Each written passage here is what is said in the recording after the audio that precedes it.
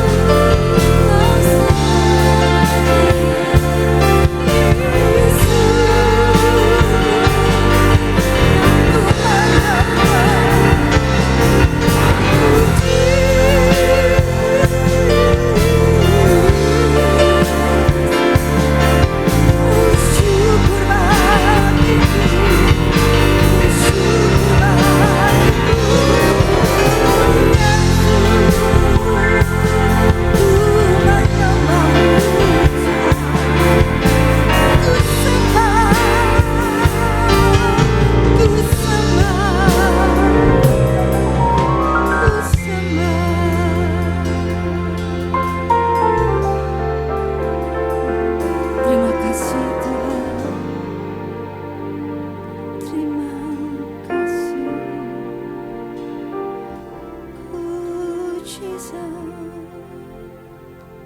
Berikan ucapan syukur dan terima kasih kita. Terima kasih. Terima kasih.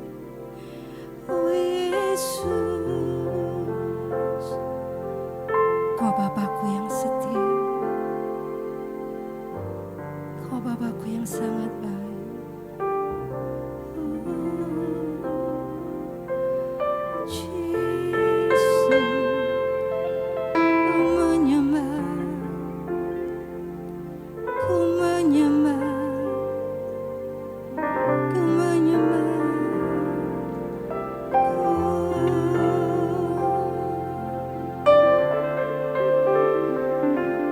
Rasakan hadirat Tuhan pada pagi hari ini. Bagi Dia segala pujian, hormat serta syukur kekal selamanya. Bagi Dia segala pujian, hormat serta syukur selama-lamanya. Bagi Dia, hanya bagi Dia segala ucapan syukur, hanya bagi Dia hormat dan syukur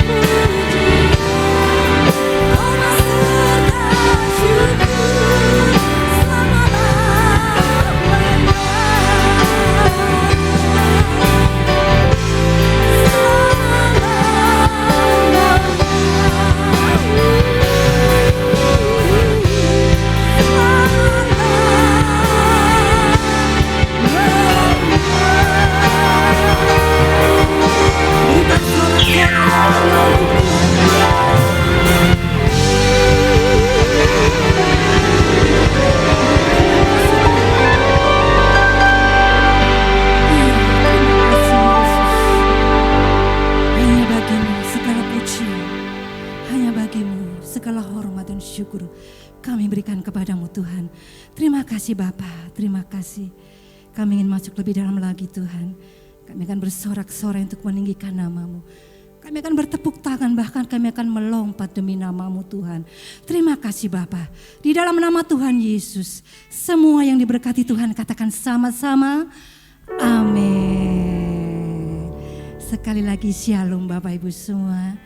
Ada sukacita bagi hari ini? Yes. Tengok kanan kiri kita, berikan senyuman yang termanis ya. Berikan sorak-sorai untuk Tuhan kita Bapak Ibu. Ya. Allah itu baik.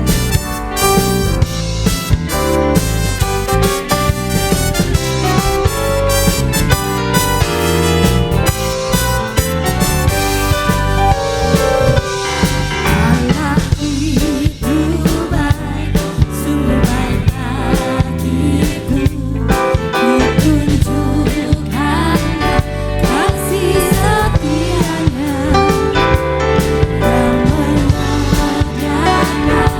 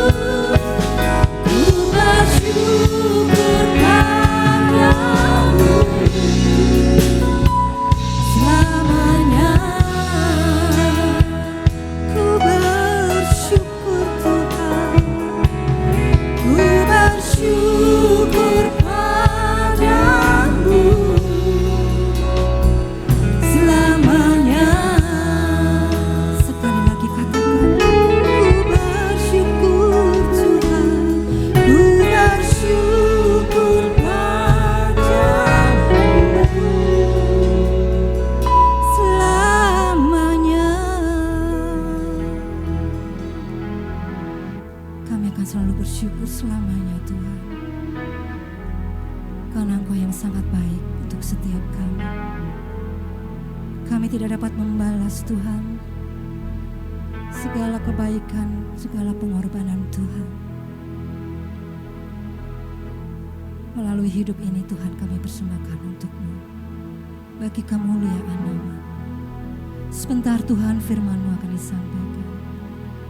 Kembali kami mohon Kau kuduskan setiap hati kami. Kau buka setiap hati kami. Kau suburkan dan Kau lunakkan setiap hati kami, agar setiap benih firman yang akan tertabur boleh tertanam dalam setiap kehidupan kami. Mohon pengurapan Bapa untuk hamba-Mu. Kau pakai menjadi saluran berkat bagi kami, yang mendidik dan membimbing kami, untuk kami boleh semakin dekat kepada-Mu, semakin takut akan Engkau Tuhan. Kami percaya Bapa, kuasa Roh Kudus pada pagi hari ini akan memakai hamba-Mu Tuhan, untuk menaburkan firman-Mu bagi kami semua. Terima kasih Bapa, terima kasih. Kau memberkati setiap kami Tuhan yang telah hadir pada pagi hari ini. Biarlah serangkaian ibadah ini Tuhan boleh memberkati setiap kami. Inilah doa dan syukur kami Tuhan. Di dalam nama-Mu kami sudah berdoa dan mengucap syukur. Dan kami siap untuk menerima firman-Mu dan perjamuan kudus-Mu. Amin. Shalom. Semangat? Semangat? Coba yang semangat beri tepuk tangan yang meriah bagi Allah kita. Puji Tuhan. Terima kasih pemain musik, worship leader, singer. Puji Tuhan ya. Saya bersyukur pada Tuhan. Saya percaya setiap kita yang setia beribadah, engkau semakin dibekali oleh kebenaran firman Tuhan. Ya, Bapak Ibu kasih Tuhan. Sehingga saya percaya rohani jemaat yang Tuhan percayakan saya gembalakan di tempat ini boleh terus bertumbuh. Dan kerohanian kita boleh terus dibentuk oleh kuasa Roh Kudus ya. Bapak Ibu kasih Tuhan, dan endingnya dari semua persekutuan kita dengan Tuhan, endingnya akan menjadi serupa dengan gambaran Kristus. Saya bersyukur pada Tuhan, makanya Bapak Ibu kasih Tuhan, saya tidak ada henti-hentinya terus meminta Roh Kudus ya, untuk memampukan saya untuk selalu diberi kemampuan dalam menyampaikan kebenaran firman Tuhan yang tepat dan benar. Ya, seperti saya teringat Nuh, Bapak Ibu ya. Nuh melakukan dengan tepat apa yang diperintahkan Allah kepadanya. Coba kita lihat dalam Kejadian pasal 6 ayat yang ke-22. Senang sekali dalam firman Tuhan ini Bapak Ibu. Saya selalu diayomi, diselidiki, iman selalu dikoreksi. Ya, Bapak Ibu kasih Tuhan, nanti saya akan beritahu apa ending dari persekutuan kita dengan Tuhan. Wah dahsyat Bapak Ibu, sungguh. Coba perhatikan, dalam Kejadian bisa istriku. Kejadian pasal yang ke-6, ayat yang ke-22. Apa yang dikatakan firman Tuhan buat Nuh? Coba tolong istriku bacakan. Lalu Nuh melakukan semuanya itu tepat seperti yang diperintahkan Allah kepadanya. Demikianlah dilakukannya. Coba Bapak Ibu, tepat, garis bawahi. Berarti presisi. Nuh ini melakukan tepat seperti yang diperintahkan Allah. Artinya apa? Nuh taat. Ini luar biasanya Bapak. Dan ini yang saya perjuangkan sampai detik ini. Apa itu? Melakukan ketaatan. Tepat seperti yang diperintahkan Allah, karena taat itu tidak mudah. Makanya tetap saya katakan sampai detik ini, saya sungguh-sungguh perjuangkan untuk bisa melakukan ketaatan. Seperti firman Tuhan katakan buat Nuh, Nuh itu tepat seperti yang diperintahkan Allah. Maka dari itu, Bapak Ibu kasih Tuhan, sekali lagi saya sampaikan hal ini tidak bisa dilakukan kalau kita tidak dekat dengan Tuhan. Kalau kita tidak intim dengan Tuhan untuk melakukan tepat seperti yang diperintahkan Allah melalui firman-Nya. Dan untuk melakukan hal ini tidaklah mudah, Bapak Ibu. Tidak mudah.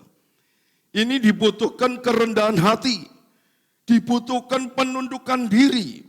Saya teringat Bapak Ibu, kisah Maria. Coba kita lihat dalam Injil Lukas pasal 10 ayat 39. Coba Bapak Ibu perhatikan ayat ini. Tolong istriku bacakan. Perempuan itu mempunyai seorang saudara yang bernama Maria.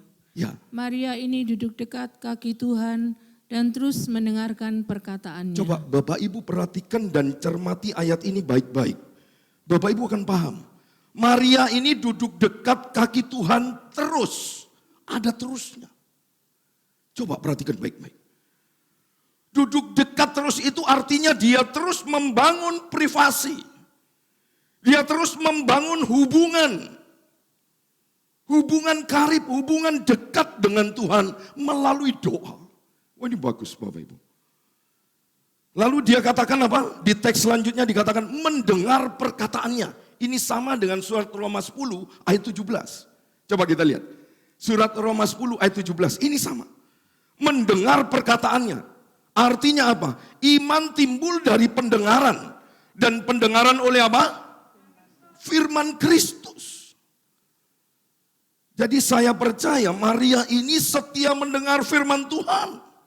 Lalu Bapak Ibu perhatikan. Ayat 42-nya. Coba tolong istriku bacakan. Ini dahsyatnya. Coba ayat 42-nya. Wah, bagus ini Bapak Ibu dikasih Tuhan. Ya. Bukan ayat 42. Ya, dalam Injil Lukas tadi. Ayat 42. Ya, Lukas 10 tadi. Ya, betul. Ayat 42. Ya, tolong istriku. Tetapi hanya satu saja yang perlu.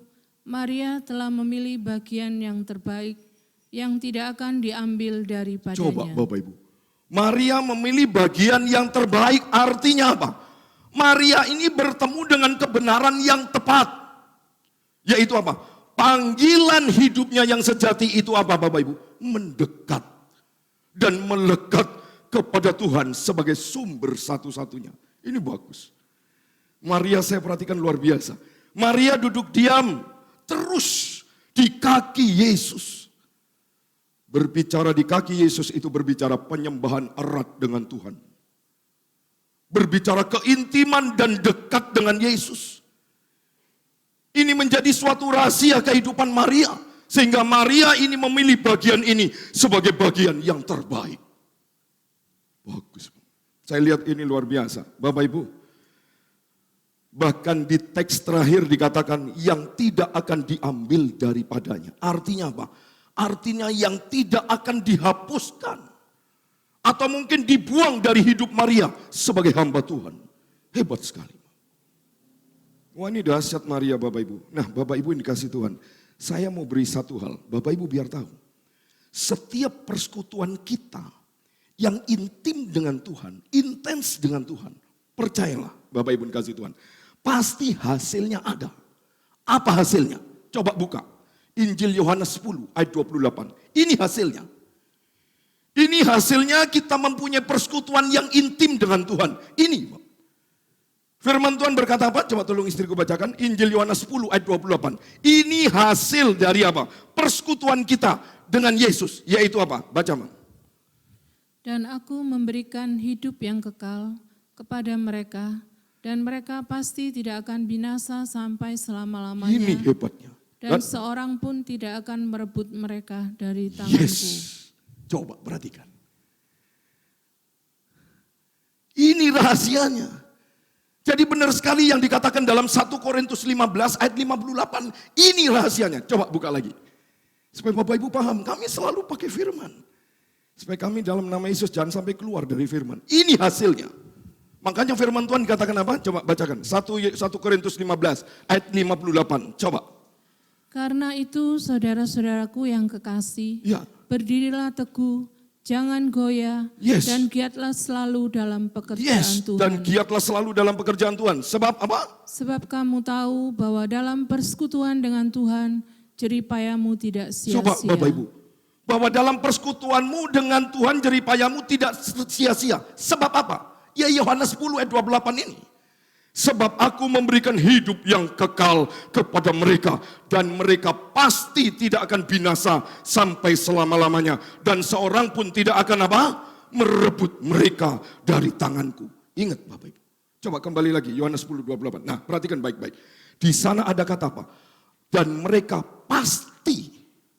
Coba. Berarti ada kepastian di dalam persekutuan. Coba Bapak Ibu. Firman Tuhan tidak bilang begini, dan aku memberikan hidup yang kekal kepada mereka, dan mereka tidak akan binasa. Tidak. Masih ada pastinya. Wah, hebat sekali. Saya ketat dengan teks, Bapak. Sangat ketat, Bapak. Coba Bapak Ibu, jelas sekali firman Tuhan dikatakan apa? Dan sekali lagi Bapak Ibu dikasih Tuhan, dan mereka pasti tidak akan binasa sampai selama-lamanya. Ingat, bukan sampai akhir hidup kita. Tapi sampai apa? Selama-lamanya. Dan ingat teks terakhir dikatakan apa? Dan seorang pun tidak akan merebut mereka dari tangan Tuhan. Yes. Wah, mantap kita di dalam Tuhan. Wah, ini luar biasa. Inilah tandanya orang yang mempunyai persekutuan dengan Tuhan yang sehat. Imannya terus bertumbuh. Bahkan menjadi iman yang langka di hadapan Tuhan. Kenapa saya sebutkan iman yang langka, Bapak Ibu? Coba Bapak Ibu, saya akan buktikan bahwa iman yang langka itu iman yang seperti apa. Coba buka Alkitab kita. Ada satu ayat di mana Yesus sendiri yang mengatakan. Ini iman yang langka. Coba kita lihat. Matius 8 ayat 10. Coba perhatikan ayat ini. Injil Matius 8 ayat 10. Makanya Bapak Ibu, jangan Bapak Ibu merasa persekutuan dengan Tuhan sia-sia. Oh, enggak ada. Coba. Ini ayat firman Tuhan, ini janji firman Tuhan Yohanes 10 tadi 28. Hidup yang kekal. Dan mereka pasti tidak akan binasa selama-lamanya. Coba Bapak. Pasti. Wah, ngeri Bapak. Bapak Ibu percaya kalau Tuhan bilang pasti, itu pasti terjadi. Yang setuju dengan saya katakan amin. Coba. Kenapa kita seringkali tidak melihat kepastian? Karena kita sendiri nggak pasti dengan Tuhan. Kita nggak pernah serius dengan Tuhan. Minta sesuatu yang instan. Tapi kita sendiri tidak mau memberikan yang terbaik buat Tuhan. Nggak mau. Makanya Bapak Ibu, sulit sekali untuk melihat kepastian dari janji Tuhan. Padahal sudah jelas firman Tuhan tadi berkata, dan mereka pasti tidak akan binasa selama-lamanya. Bahkan di teks terakhir tadi dikatakan apa? Dan tidak ada seorang pun yang bisa merebut dari tanganku. Coba. Wah, dahsyat ini janji Tuhan. Nah, sekarang coba kita lihat iman yang langka seperti apa yang Tuhan sendiri yang mengatakannya. Coba kita lihat Injil Matius 8 ayat 10. Tolong istriku bacakan. Ya. Setelah Yesus mendengar hal itu, heranlah ia dan berkata kepada mereka yang mengikutinya, "Aku berkata kepadamu, sesungguhnya iman sebesar ini tidak pernah aku jumpai pada seorang pun di antara orang Israel." Coba Bapak Ibu. Dalam bahasa Indonesia sehari-hari dikatakan begini. Waktu Yesus mendengar apa yang dikatakan oleh perwira itu, ia kagum. Ia kagum sekali. Lalu ia berkata kepada orang-orang yang sedang mengikuti dia, bukan main orang ini. Di antara orang Israel pun belum pernah aku menemukan iman sebesar ini. Coba Bapak Ibu. Makanya Bapak Ibu dikasih Tuhan sekali lagi, iman itu seharusnya tidak boleh biasa-biasa.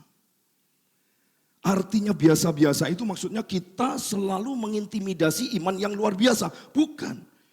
Maksud saya iman yang biasa-biasa yang tidak boleh itu adalah yang melebih-lebihkan. Tapi iman yang luar biasa itu adalah iman yang melakukan kehendak Allah. Coba Bapak Ibu, sekarang kita akan belajar sesuatu. Dari iman yang langka. Coba Bapak Ibu, saya akan tunjukkan. Ada seorang tokoh dari Alkitab.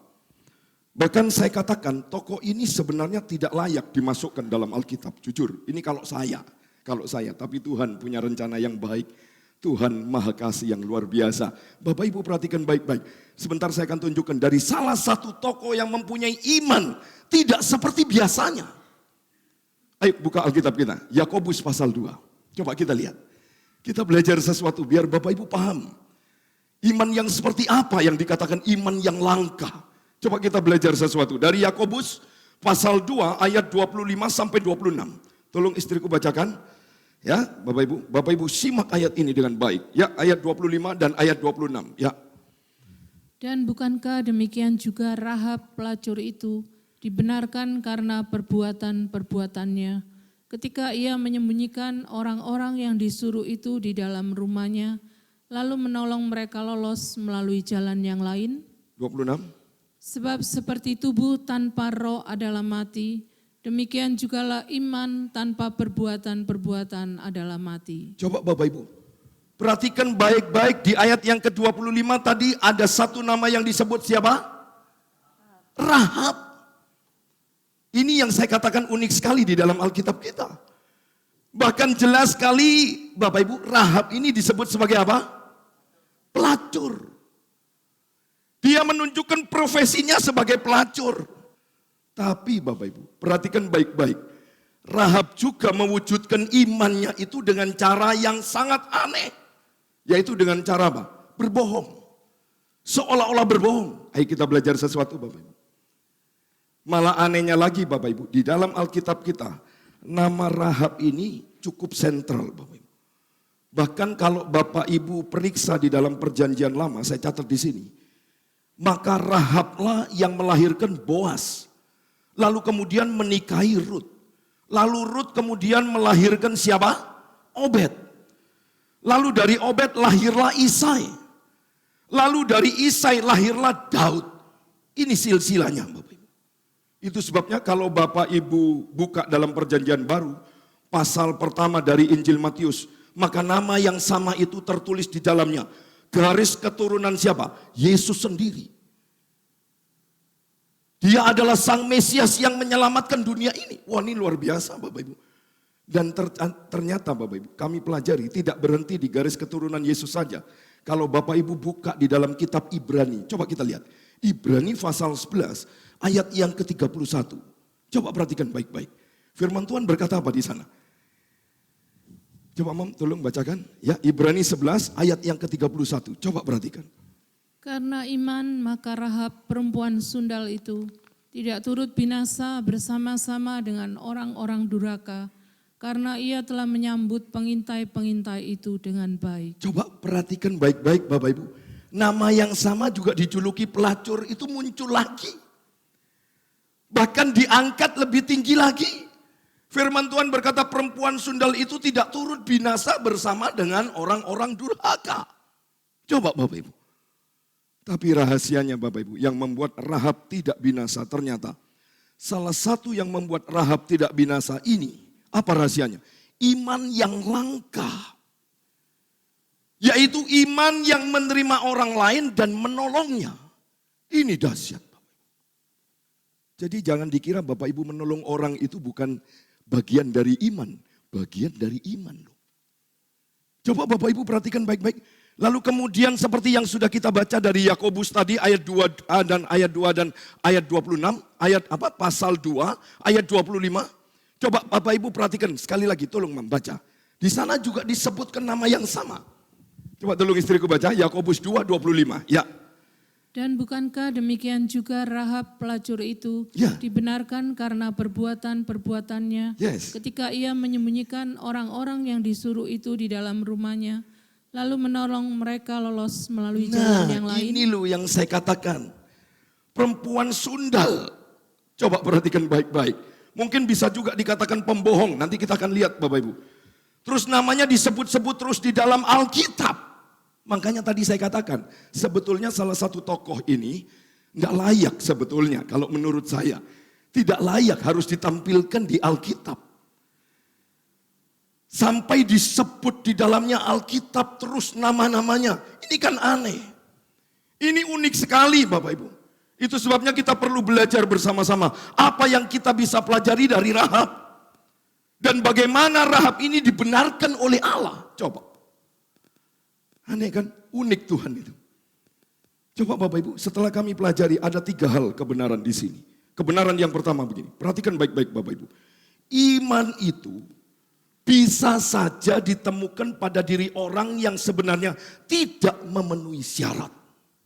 Ingat ini baik-baik. Sekali lagi saya ulangi Bapak Ibu yang kasih Tuhan.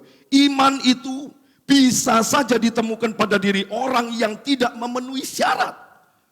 Lalu mungkin Bapak Ibu bertanya, Pak Gem, apa ada iman yang memenuhi syarat? Nah sekarang saya mau tanya balik sama Bapak Ibu. Kira-kira Bapak Ibu dan saya memenuhi syarat enggak untuk diselamatkan oleh Allah? Halo? Tidak kan? Sekali lagi saya ulang, Bapak Ibu dikasih Tuhan. Bapak Ibu, kira-kira Bapak Ibu dan saya memenuhi syarat enggak untuk diselamatkan oleh Allah? Halo? Tidak. Keselamatan manusia itu sama sekali tidak memenuhi syarat, apalagi Rahab. Makanya coba Bapak Ibu merenung diri ya, untuk melihat siapa sesungguhnya Rahab ini. Aneh Bapak Ibu. Tapi nyata dalam Alkitab. Pertama perhatikan ini baik-baik Bapak Ibu. Bapak Ibu, tentu kita harus mengatakan bahwa Rahab ini seorang kafir.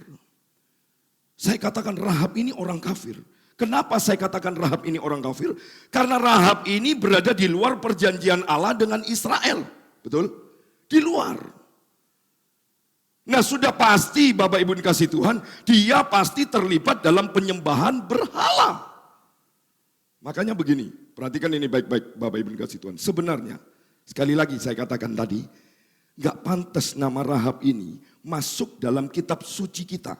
Benar atau enggak? Halo? Benar atau enggak? Iya, sebenarnya enggak pantas.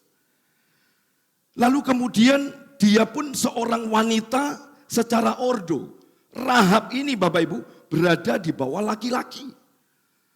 Rahab ini bukan seorang yang terpandang dalam lingkungan sosialnya. Ditambah lagi Rahab ini profesinya seorang apa? Sundal, pelacur. Dia menjual tubuhnya demi uang. Coba Bapak Ibu perhatikan baik-baik. Bapak Ibu, saya yakin dan percaya setelah kita pertimbangkan nanti ketiga hal ini. Kalau Bapak Ibu jadi Tuhan, saya percaya Bapak Ibu pasti nggak mau selamatkan Rahab. Betul atau tidak Bapak Ibu? Pasti nggak mau Bapak Ibu dikasih Tuhan. Itu sudah jelas Bapak Ibu. Saya percaya Bapak Ibu dikasih Tuhan, kita semua pasti menolak. Bahkan ada seorang yang berkata begini Bapak Ibu. Tuhan itu seringkali menyelamatkan orang yang mana kalau saya jadi Allah, saya nggak mau selamatkan dia.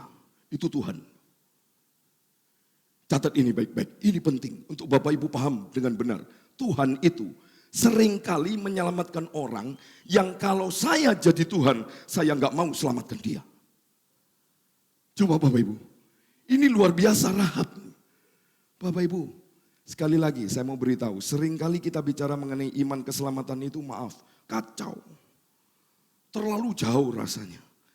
Seringkali kita berpikir iman keselamatan itu usaha keras kita. Padahal sudah jelas sekali firman Tuhan berkata apa di dalam Injil Matius 7 ayat 22-23. Coba kita lihat. Saya akan terangkan secara singkat di sini biar Bapak Ibu paham. Coba kita lihat. Injil Matius 7, 22 dan 23. Tolong istriku bacakan. Ya. Pada hari terakhir banyak orang akan berseru kepadaku, Tuhan, Tuhan, bukankah kami bernubuat demi namamu Ya, terus. dan mengusir setan demi namamu? Ya. Dan mengadakan banyak mujizat demi namamu juga. 23. Pada waktu itulah aku akan berterus terang kepada mereka dan berkata, aku tidak pernah mengenal kamu. Enyalah daripadaku kamu sekalian pembuat kejahatan. Coba Bapak Ibu, jelas sekali ayat ini memberitahukan kepada kita bahwa masuk kerajaan surga itu bukan usaha kita. Iman keselamatan itu juga bukan usaha kita. Nah pada saat kita berbicara mengenai iman, perhatikan ini baik-baik. Pada saat kita berbicara mengenai keselamatan, maka itu adalah pekerjaan daripada Allah. Yang setuju dan saya katakan amin. Pekerjaan daripada Roh Kudus sendiri.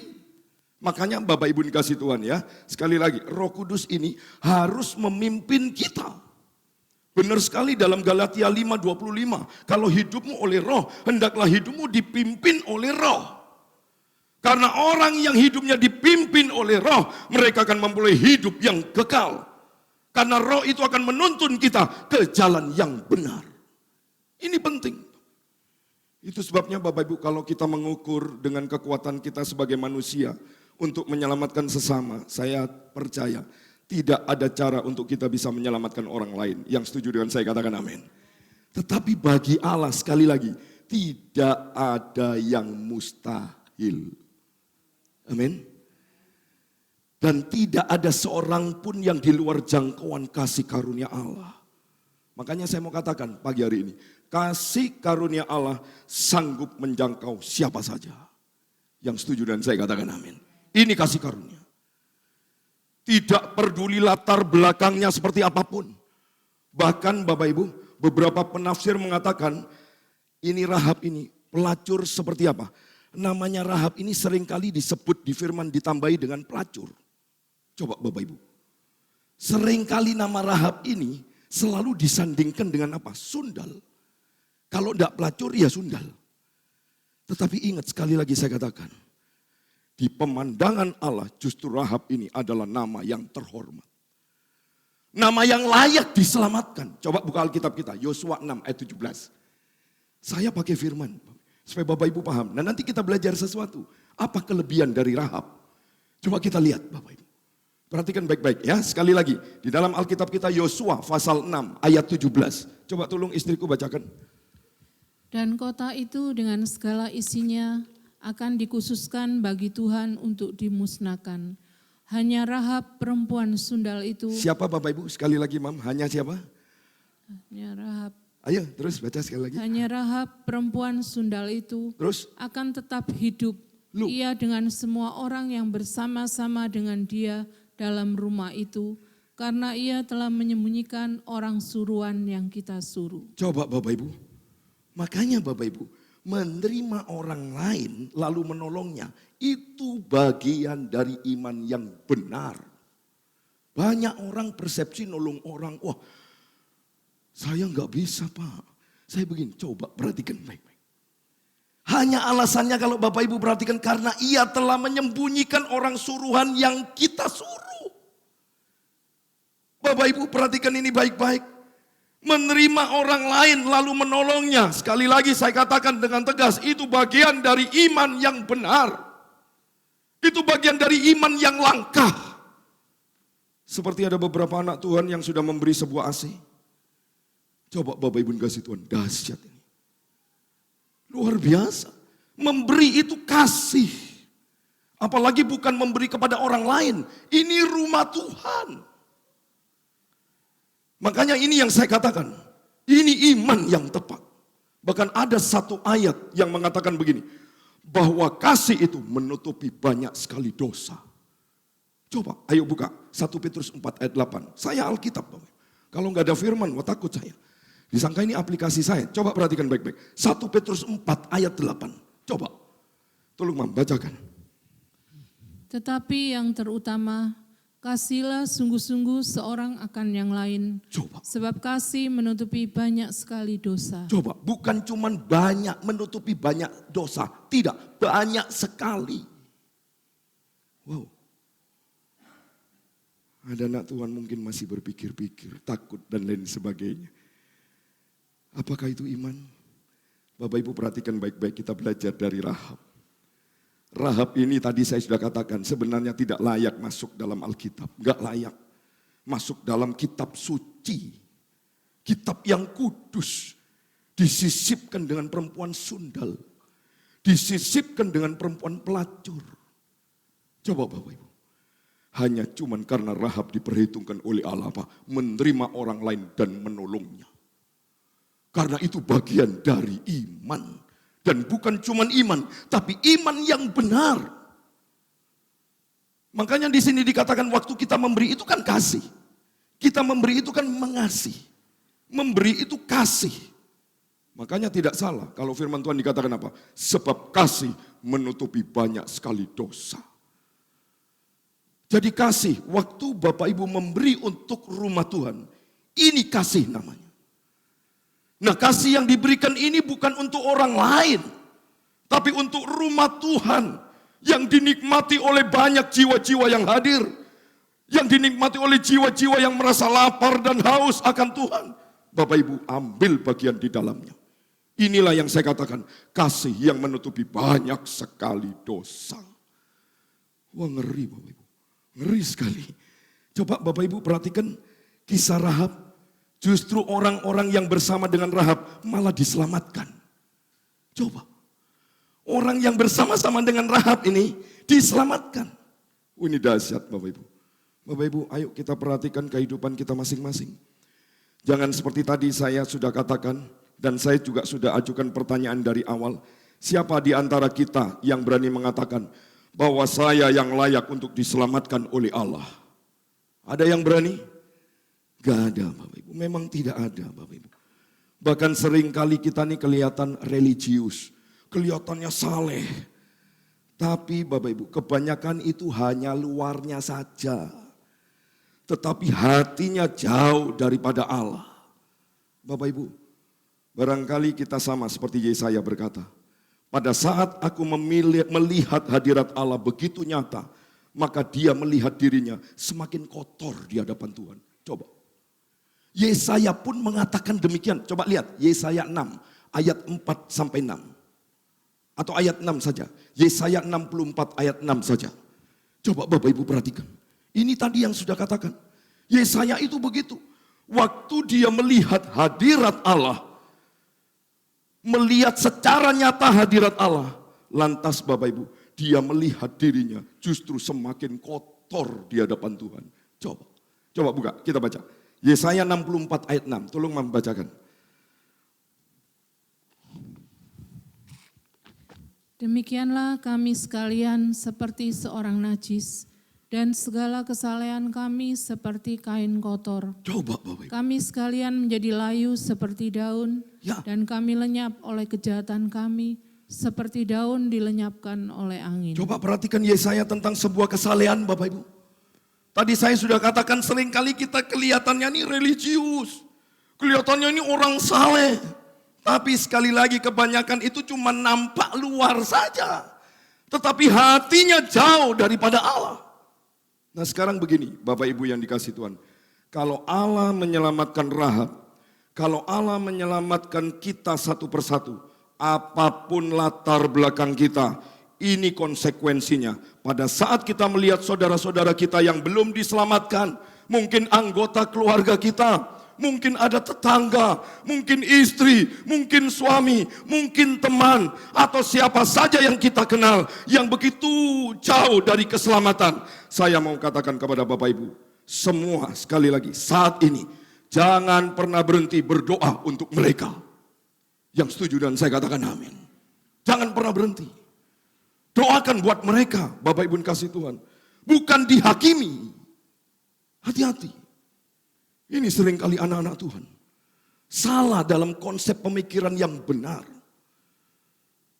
Justru kalau ada orang lain yang berbuat jahat, orang lain yang kita lihat masih jauh dari keselamatan, makanya saya mau katakan pagi hari ini, Bapak Ibu, semua kita yang ada di ruangan ini, jangan pernah berhenti untuk berdoa buat mereka. Ingat ini baik-baik. Sekali lagi, bukan dihakimi, tapi didoakan. Kalau kita bisa masuk, beritakan Injil keselamatan. Ini penting. Karena Bapak Ibu, sekali lagi, bukan Bapak Ibu yang bekerja, tetapi Roh Allah yang akan bekerja dalam hati mereka. Melalui apa? Doa kita yang sungguh-sungguh kita naikkan kepada Tuhan untuk mereka. Ini penting. Dan saya percaya kalau Allah sanggup menyelamatkan Rahab, berarti Allah juga sanggup menyelamatkan siapa saja. Amin. Bapak Ibu kasih Tuhan, ini yang pertama. Kita lihat sekarang bagian yang kedua, Bapak Ibu kasih Tuhan. Nah sekarang kita akan melihat kebenaran yang kedua. Kalau yang pertama tadi, iman itu bisa saja ditemukan pada diri orang yang tidak memenuhi syarat. Itu yang pertama. Nah sekarang kebenaran yang kedua, perhatikan baik-baik. Iman itu seringkali terekspresikan dengan cara-cara yang tidak lazim. Itu iman.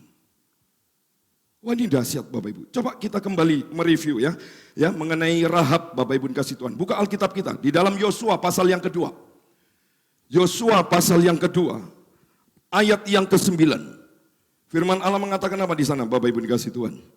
Coba Yosua pasal yang kedua ayat yang ke-9. Tolong istriku bacakan. Ya. Dan berkata kepada orang-orang itu, aku tahu bahwa Tuhan telah memberikan negeri ini kepada kamu, dan bahwa kengerian terhadap kamu telah menghinggapi kami, dan segala penduduk negeri ini gemetar menghadapi kamu. Coba Bapak Ibu perhatikan baik-baik. Rahab ini tidak pernah tahu siapa Tuhan itu, betul? Tidak pernah tahu. Dia tidak pernah tahu Yesus itu siapa, enggak pernah tahu. Lalu perhatikan baik-baik, kok bisa ya punya keyakinan seperti ini? Dari mana pengetahuan ini kalau bukan datang dari Tuhan? Amin. Coba Bapak Ibu perhatikan baik-baik.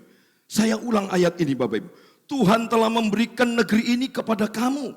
Ini perkataan Rahab kepada pengintai-pengintai. Nah Bapak Ibu, kalau kita tanya, dari mana Rahab ini punya keyakinan seperti ini? Halo? Wong perang belum mulai kok, betul? Loh, perangnya belum mulai Bapak Ibu. Tapi dia sudah punya keyakinan bahwa Allah telah memberikan negeri ini kepada kamu. Coba Bapak Ibu, ini yang saya mau katakan.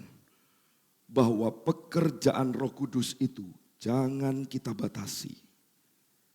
Ingat ini baik-baik. Sekali lagi saya ulang. Bahwa pekerjaan Roh Kudus itu jangan kita batasi. Terbukti dari kebenaran firman Tuhan ini. Roh Kudus bisa saja bekerja di dalam hati Rahab. Kita tidak bisa pungkiri, memang fakta. Sebab begini, perhatikan baik-baik Bapak Ibu. Biar Bapak Ibu ngerti. Tidak akan pernah ada iman tanpa karya Roh Kudus. Catat ini baik-baik. Sekali lagi saya ulang biar Bapak Ibu paham. Tidak akan pernah ada iman tanpa karya Roh Kudus. Yang setuju dengan saya katakan amin. Tidak akan pernah ada. Terbukti apa? Rahab. Padahal Rahab ini cuma mendengar kesaksian-kesaksian. Pada waktu itu Israel pernah berperang melawan Anu dan itu. Dan mereka menang karena Allah yang membela mereka. Nah Bapak Ibu, itu sampai ke telinga Rahab. Sehingga pada saat pengintai-pengintai itu datang, maka dia bisa mengatakan perkataan iman. Ini dahsyat Bapak Ibu. Kemudian di ayat yang ke-9 Bapak Ibu, berikutnya dilanjutkan apa? Kengerian terhadap kamu telah menghinggapi kami. Rahab mengaku itu. Coba Bapak. Lalu ayat yang ke-10, tolong bacakan. Ayat yang ke-10. Ya, ayat yang ke-10, tolong bacakan.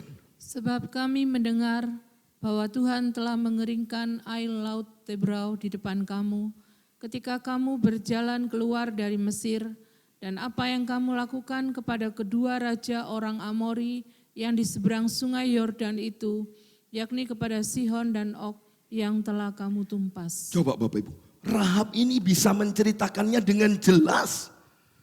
Peristiwa yang sangat spektakuler yang dikerjakan oleh Allah pada saat Israel menyeberang apa? Laut Tebrau. Itu sebabnya Bapak Ibu di ayat yang ke-11. Coba lanjut ayat yang ke-11. Wah ini bagus sekali Bapak Ibu. Di ayat yang ke-11 perhatikan baik-baik. Coba Mam baca.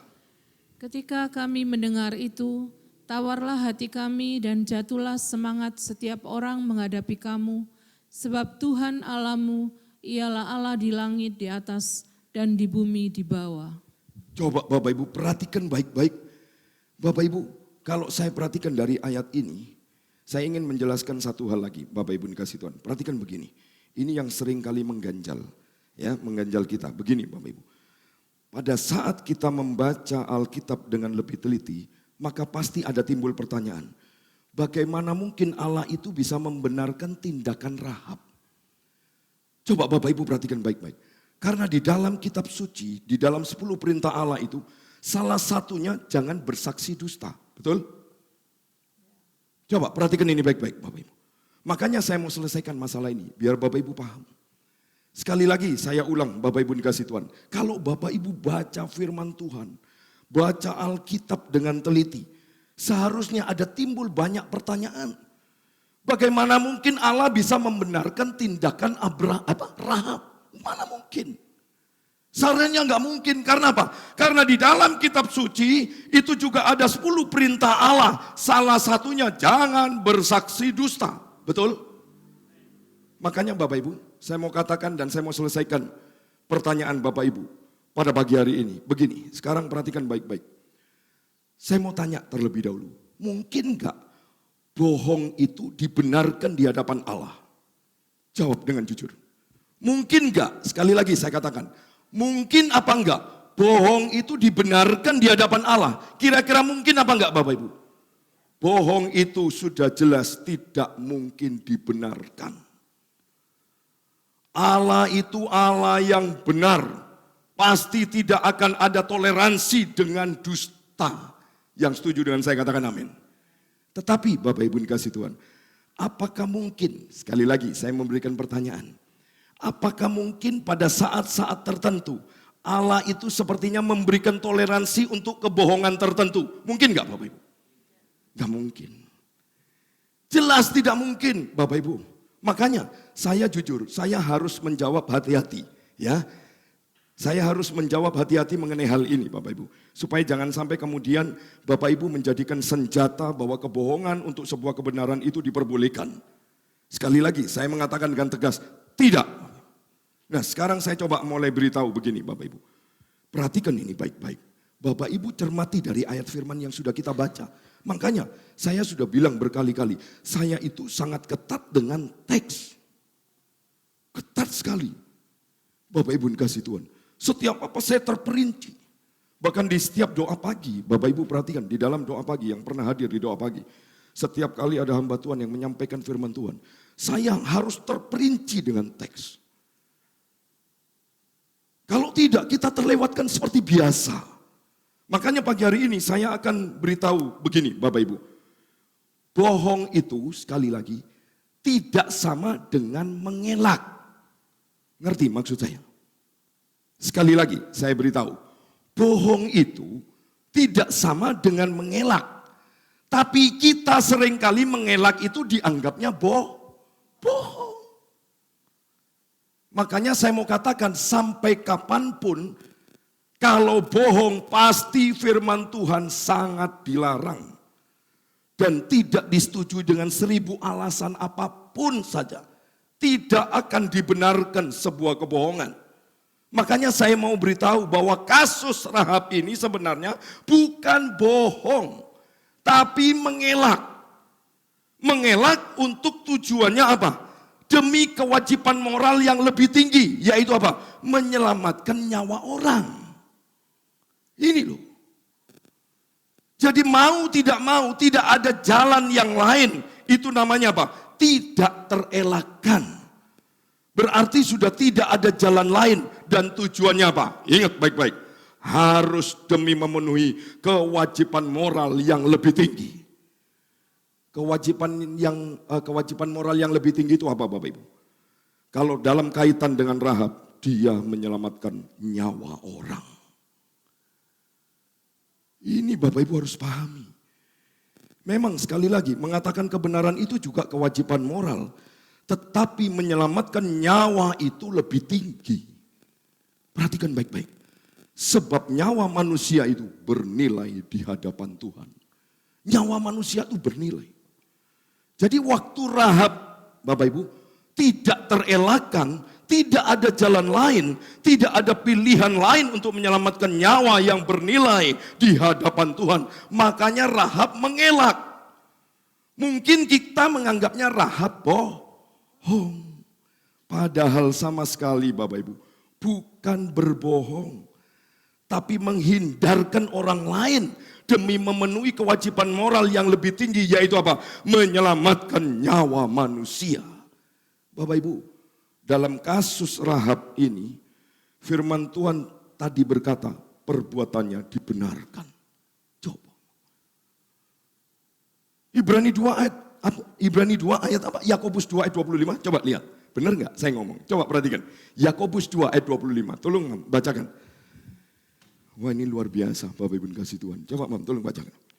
Dan bukankah demikian juga Rahab pelacur itu dibenarkan karena perbuatan-perbuatannya? Coba dibenarkan loh. Lanjut Mam.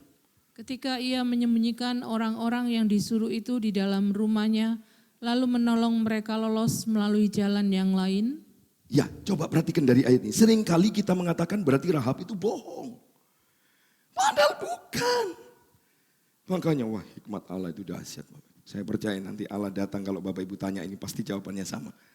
Rahab itu mengelak, menghindari orang-orang supaya tidak terbunuh. Dia ingin menyelamatkan orang-orang, tapi bukan dengan cara berbohong, bukan. Tapi dengan cara mengelak, ia menyembunyikan orang-orang yang disuruh itu di dalam rumahnya, lalu menolong mereka lolos melalui jalan yang lain. Coba perhatikan baik-baik. Ini dahsyatnya Tuhan kita. Ini tetap saya mau katakan, jangan punya kebiasaan bohong. Sekali lagi, katakan apa yang benar. Tapi dalam kasus Rahab, saat Rahab melakukan ini memang ada konsekuensinya, ada resikonya.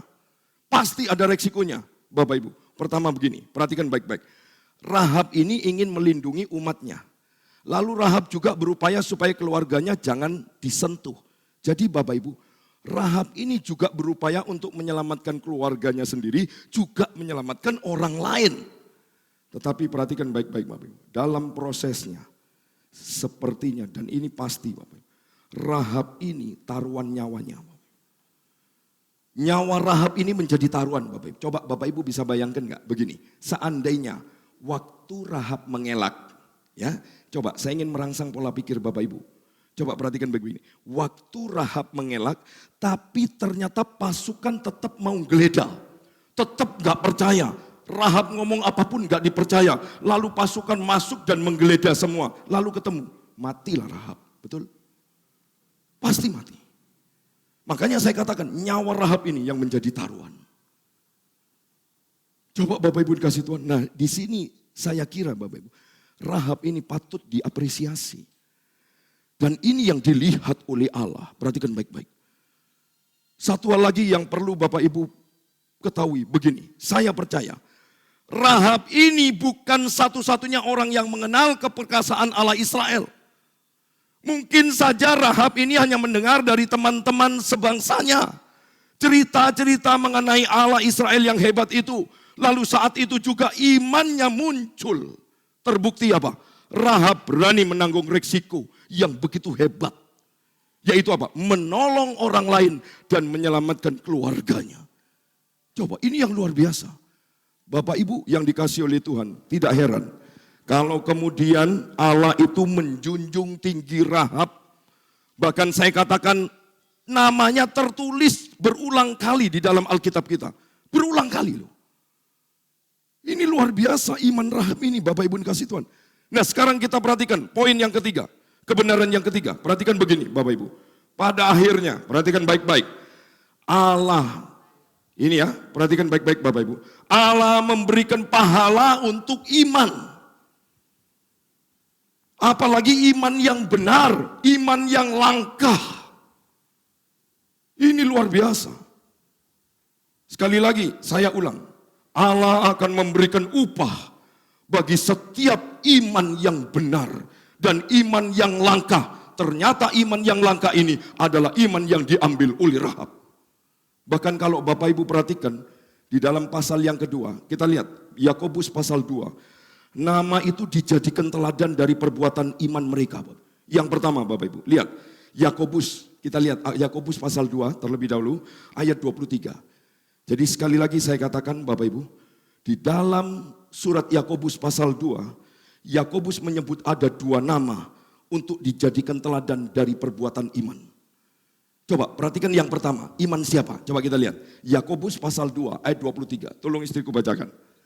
Coba perhatikan ayat ini. Ya, tolong Mam, bacakan. Dengan jalan demikian genaplah nas yang mengatakan, lalu percayalah Abraham kepada Allah, maka Allah memperhitungkan hal itu kepadanya sebagai kebenaran. Coba terus. Karena itu Abraham disebut sahabat Allah. Yes, coba Bapak. Perhatikan baik-baik Bapak Ibu. Hasil dari perbuatan iman Abraham. Dan saya percaya kita semua sudah sangat tahu. Perbuatan iman Abraham, tindakan iman Abraham itu apa? Mempersembahkan Ishak. Betul? Itu tindakan iman Abraham. Tapi coba kita perhatikan yang kedua. Coba perhatikan yang kedua, yaitu siapa? Rahab. Nama yang disebut di dalam Alkitab, bahkan menjadi teladan dalam perbuatan iman. Yang kedua, saya katakan Rahab. Coba kita lihat ayat yang ke-25. Coba perhatikan ayat 25. Mam, tolong bacakan.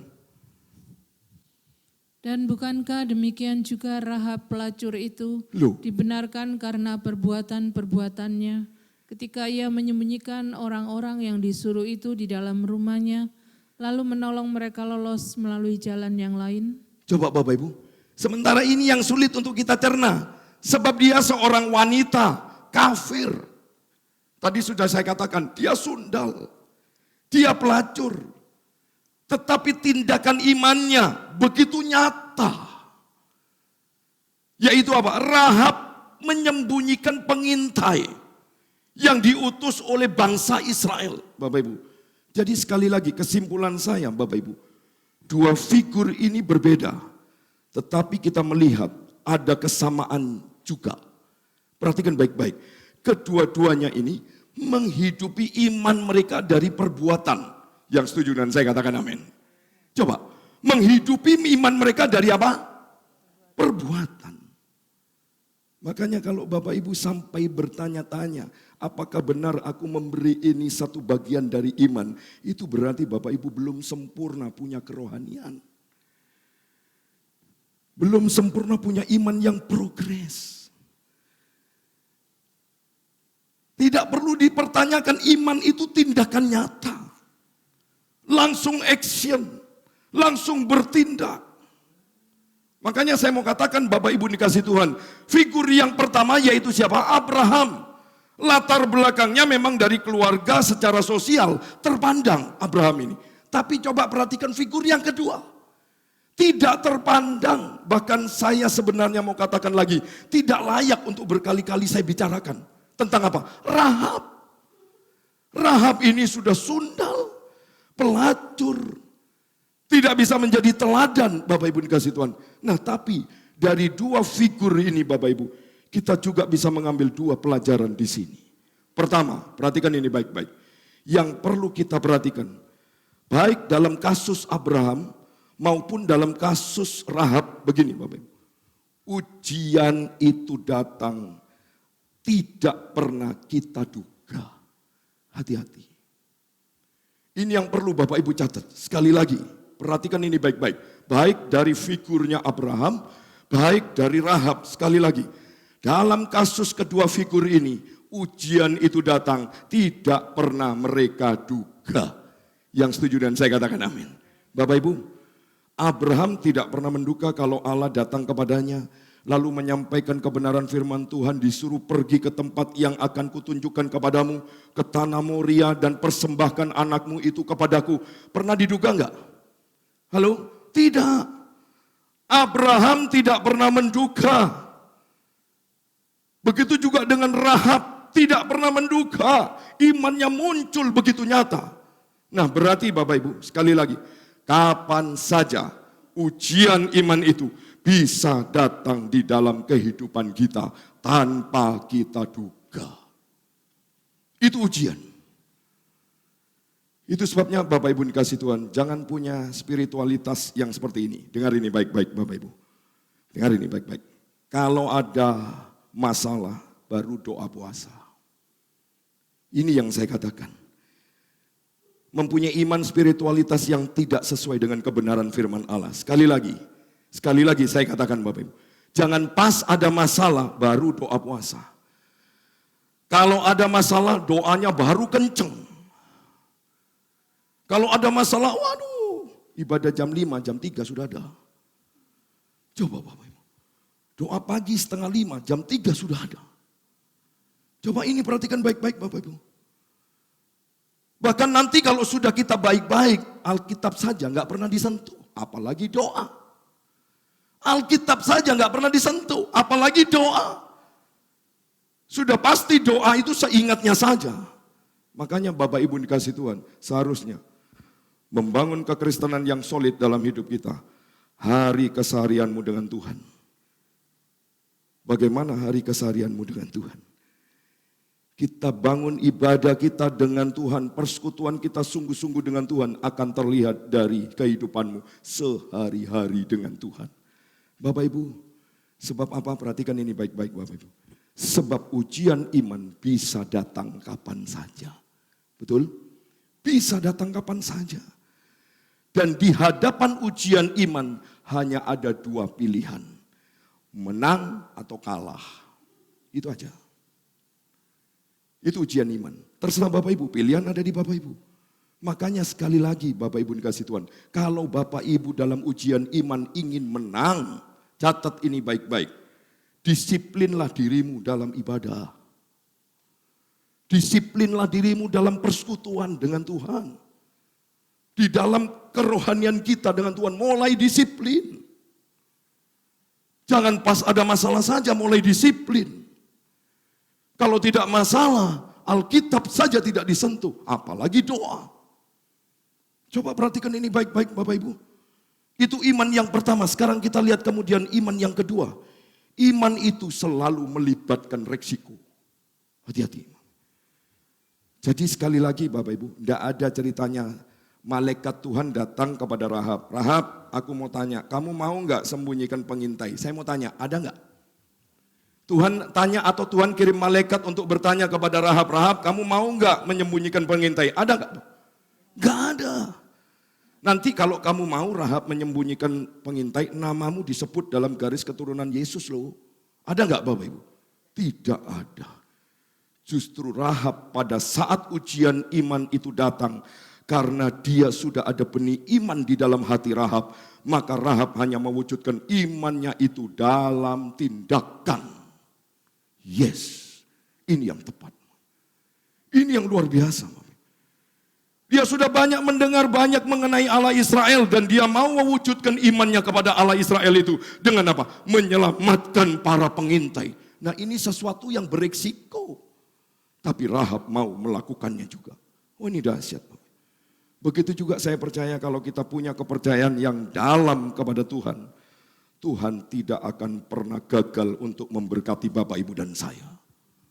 Asalkan engkau dalam dengan Tuhan. Lalu kemudian apa Bapak Ibu? Apa yang didapati oleh Rahab dari Allah karena imannya itu? Yang pertama, coba buka. Yosua pasal 6 ayat 25. Coba lihat Bapak Ibu. Yosua pasal 6 ayat 25. Perhatikan. Ini luar biasa Bapak Ibu ya. Apa yang didapati oleh Rahab dari Allah karena imannya? Coba kita lihat. Yosua pasal 6 ayat 25. Mam tolong bacakan. Ya. Demikianlah Rahab perempuan sundal itu dan keluarganya, serta semua orang yang bersama-sama dengan dia dibiarkan hidup oleh Yosua. Maka diamlah perempuan itu di tengah-tengah orang Israel sampai sekarang, karena ia telah menyembunyikan orang suruhan yang disuruh Yosua mengintai Yeriko. Coba perhatikan baik-baik Bapak Ibu. Pada akhirnya keluarganya dilepaskan dari pedang. Artinya apa? Mereka diselamatkan oleh Allah. Coba.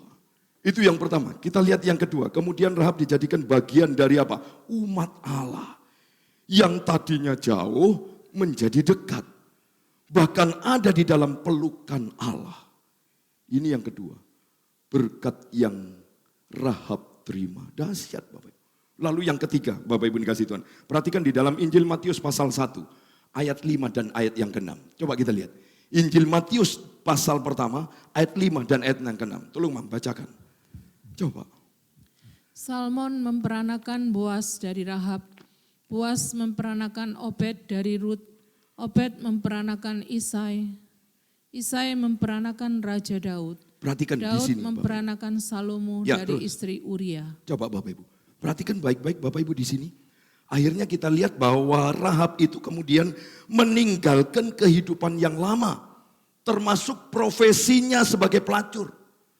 Rahab mewujudkan imannya dalam tindakan lalu kemudian dia meninggalkan kehidupan yang lama. Menikah dengan Salmon.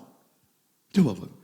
Lalu dari sanalah Bapak Ibu kemudian kita melihat Allah memberkati Rahab. Menjadikan Rahab bagian dari garis keturunan Yesus Kristus. Coba. Lalu kemudian yang terakhir Bapak Ibu, namanya disebutkan dalam Ibrani pasal 11 ayat 31. Coba tolong baca. Wah ini dahsyat Bapak Ibu. Coba. Bahkan firman Tuhan dikatakan apa? Enggak sama dengan orang durhaka. Coba Bapak Ibu, perhatikan, tolong bacakan. Ayat 31, Ibrani pasal 11 ayat 31, tolong bacakan.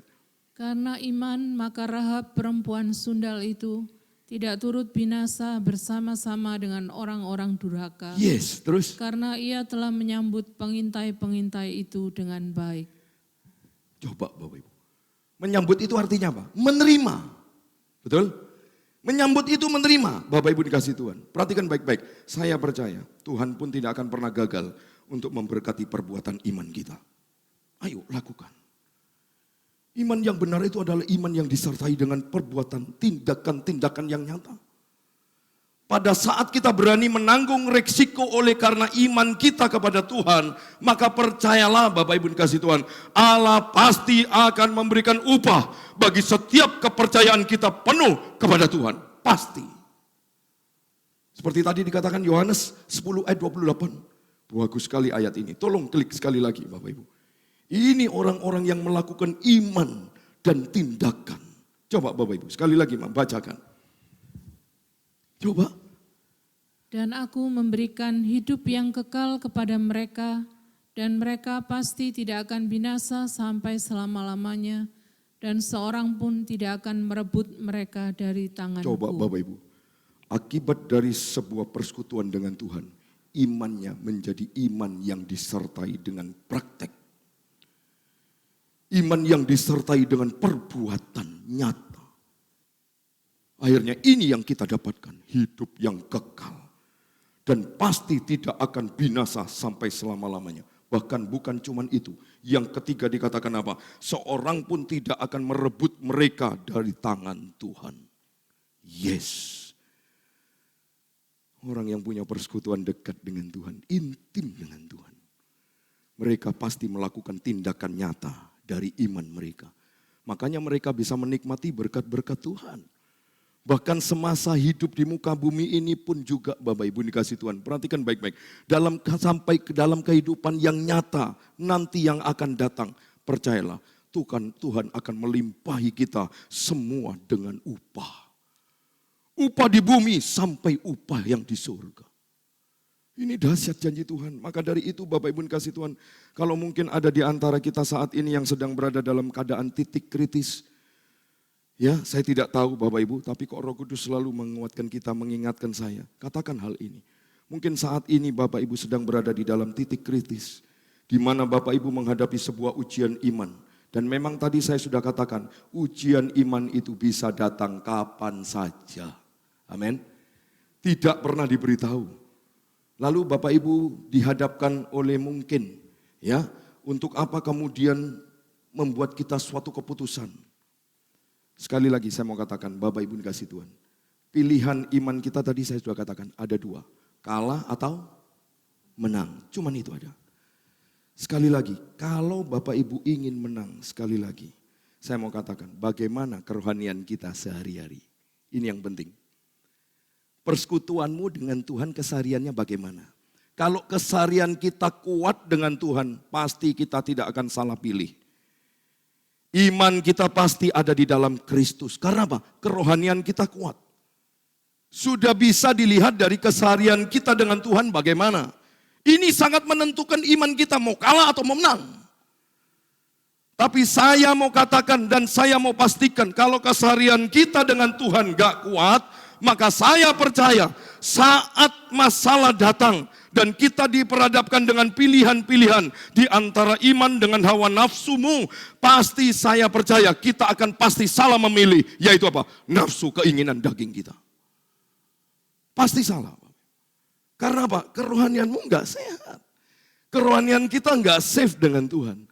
Seperti dalam beberapa bulan yang lalu saya pernah katakan Bapak Ibu, di dalam diri kita ini ada ruang kosong.